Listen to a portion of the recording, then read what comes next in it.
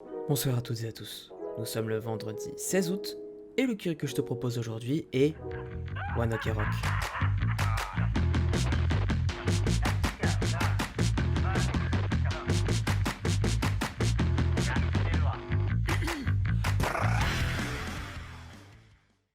Avant de commencer, n'hésite pas à nous suivre sur Twitch, c'est très important pour nous. Mais tu peux aussi nous suivre sur Insta et Twitter, tous les liens seront dans la description de ce podcast. Alors, aujourd'hui on se retrouve à nouveau pour parler musique. Bon, vous l'avez compris je pense, un coup sur deux, je parlerai d'un anime ou d'un manga, et ensuite de musique. Et aujourd'hui, quoi de mieux pour vous parler musique que de vous parler d'un de mes groupes préférés. One Ok Rock donc est un groupe japonais, avec pour genre musical le rock alternatif, le power pop, la pop rock, la pop punk, l'arena rock, le post-hardcore ou encore l'emo. Disons qu'il y a du monde.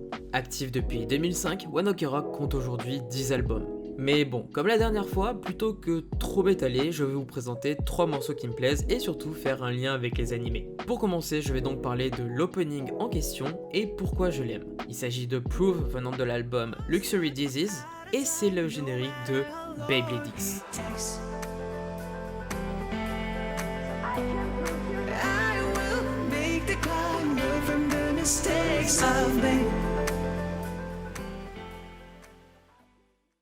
Je trouve l'opening très bien choisi pour cette première saison de Beyblade X, car si l'on traduit les premiers lyriques, Taka nous dit un pas après l'autre, peu importe le temps que ça prendra. Déjà, je trouve que ce sont des paroles très fortes en termes de sens, mais surtout cela correspond bien à cette mentalité de commencement et de renouveau qu'a Beyblade X, puisqu'il s'agit d'une nouvelle saison reprenant les bases dans cette nouvelle histoire de l'univers de Beyblade. En plus de tout ça, j'aime beaucoup ce son car il s'agit d'un de mes préférés dans l'album Luxury Disease. Ensuite maintenant, j'aimerais vous présenter mes 2 morceaux préférés en dehors de cet opening. Il y a tout d'abord Remake de l'album Zankyo Reference.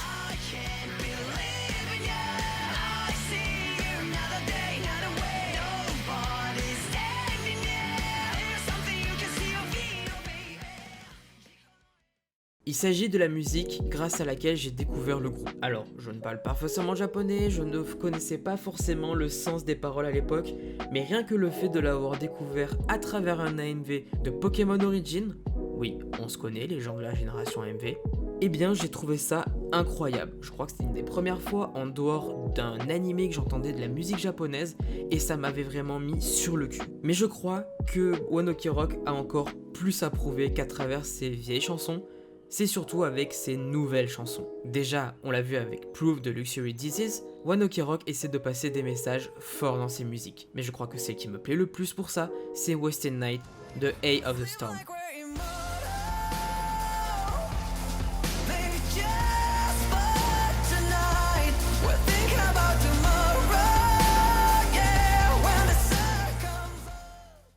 Pourquoi cette musique en particulier ?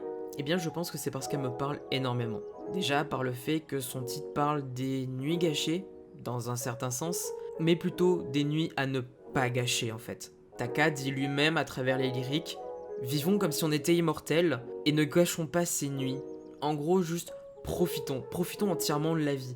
Et ça c'est un des trucs les plus importants de ce que veut nous partager One Ok Rock à travers ses musiques. C'est une des raisons pour laquelle j'aime autant ce groupe. C'est déjà parce que je les ai découverts en étant jeune, donc du coup je suis vraiment marqué fortement par leur style musical, mais aussi parce que en grandissant j'ai appris à mieux comprendre leurs messages et du coup à mieux les assimiler et surtout à me reconnaître dedans. Pour conclure, fonce écouter One Ok Rock. Ça peut peut-être te freiner au début parce que c'est un style très particulier et il y a une grosse différence entre le début et aujourd'hui pour le style, mais vraiment, c'est un des groupes les plus importants que j'ai pu écouter et que j'ai envie de vous présenter. Et voilà.